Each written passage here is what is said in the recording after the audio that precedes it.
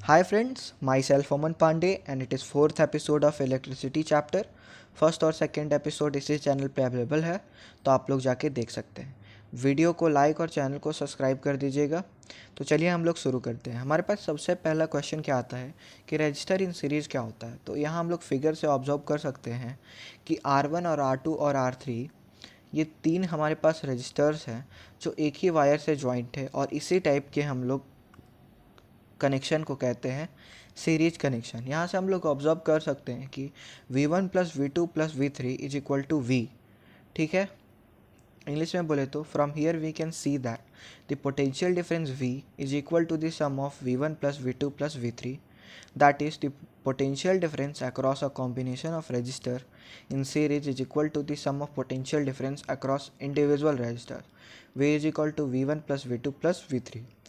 ठीक है, हमें यहाँ से क्या पता चला कि V is equal to V1 plus V2 plus V3, मतलब कि जो टोटल पोटेंशियल डिफरेंस होगा इलेक्ट्रिकल सर्किट का, वो इंडिविजुअल रजिस्टर्स के पोटेंशियल डिफरेंस के सम के बराबर होगा।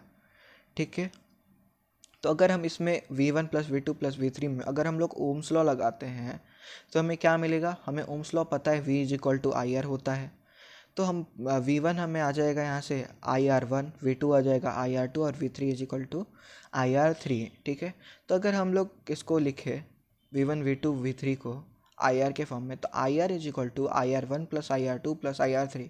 अगर हम लोग I यानी कि करंट को इन लोग में से कॉमन निकाल लेते हैं तो हमें क्या मिलेगा, R is equal to R1 plus R2 plus R3। ठीक है, क्या मिलेगा, R1 plus R2 plus R3। Formula को अच्छे से याद कर लीजिएगा, मतलब resistance in series connection is equal to R1 plus R2 plus R3। Formulas को एकदम अच्छे से याद करना है क्योंकि न्यूमेरिकल्स में सबसे इम्पॉर्टेंट फार्मूला ही होता है। तो हम लोग बात करेंगे रजिस्टर इन पैरेलल। तो हम लोग यहाँ देख सकते हैं कि R1 R2 R3 एक वायर से ही ज्वाइन नहीं है, अलग R1 सबसे ऊपर है, बीच में R2 है और नीचे R3 है।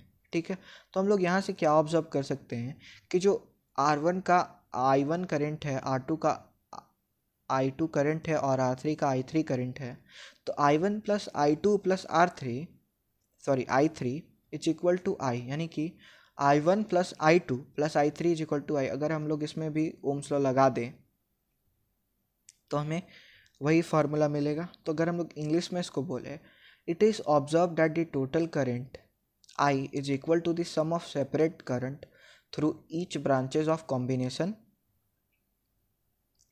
तो यहाँ से हमें मिलेगा I is equal to I1 plus I2 plus I3। अगर ओम्स लॉ लगा दें तो हमें मिल जाएगा I1 is equal to V upon R1, I2 is equal to V upon R2 और I3 is equal to V upon R3। तो V upon R is equal to V upon R1 plus V upon R2 plus V upon R3। ठीक है, अगर हम यहाँ से V को यानी कि पोटेंशियल डिफरेंस को कॉमन निकाल लेते हैं तो हमें क्या मिलेगा, I R is equal to 1/R is equal to 1/R1 plus 1/R2 plus 1/R3। ठीक है, यानी कि क्या मिलेगा, 1/R is equal to 1/R1 plus 1/R2 plus 1/R3। मतलब पैरेलल कनेक्शन में हमारा टोटल रेजिस्टेंस क्या होता है, वो जस्ट रेसिप्रोकल होता है। ठीक है, अब हम लोग बात करेंगे एडवांटेजेस और डिसएडवांटेजेस की पैरेलल और सीरीज कनेक्शन का। तो in series circuit current is constant throughout an electric circuit and it is obviously impractical to connect an electric bulb and or electric heater in series because they need different current of widely different value to operate properly. Another disadvantage of series circuit is that when one component fails, the electric circuit is broken and another component stop working। मतलब जो हमें series connection में हम कभी भी एक bulb और एक इलेक्ट्रिकल हीटर को कनेक्ट नहीं कर सकते क्योंकि वो अलग अलग करंट का डिमांड कर सकते हैं, और हमें पता है कि सीरीज कनेक्शन में जो करंट होता है वो हमेशा कांस्टेंट होता है।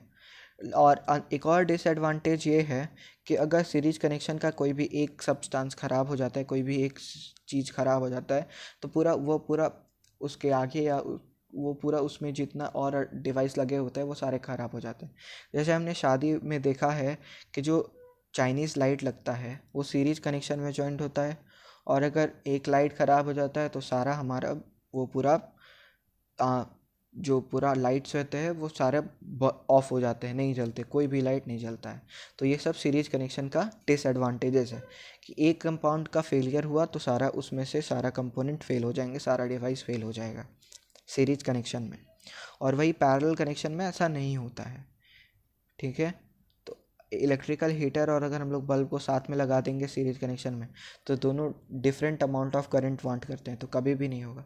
और पैरेलल में क्या होता है, तो parallel circuit divide the current through the electrical gadgets. Parallel current जो है वो डिवाइड कर देता है सर्किट्स को गैजेट्स में, अलग अलग गैजेट में इतना अमाउंट का ये लेगा, इतना अमाउंट का ये लेगा, तो उसमें total resistance in parallel circuit जो वो डिक्रीज होने जाता है।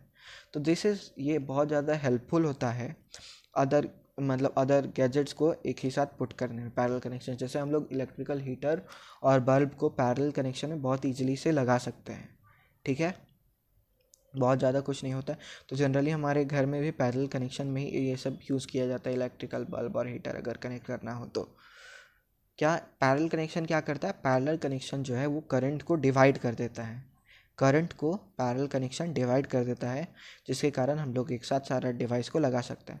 अब एक क्वेश्चन आता है कि find the total resistance in this circuit. क्या एक सर्किट दिया उसका टोटल रेजिस्टेंस फाइंड करना है और हमें R1 दिया हुआ है 20 ओम और हमें R2 दिया हुआ है 40 ओम।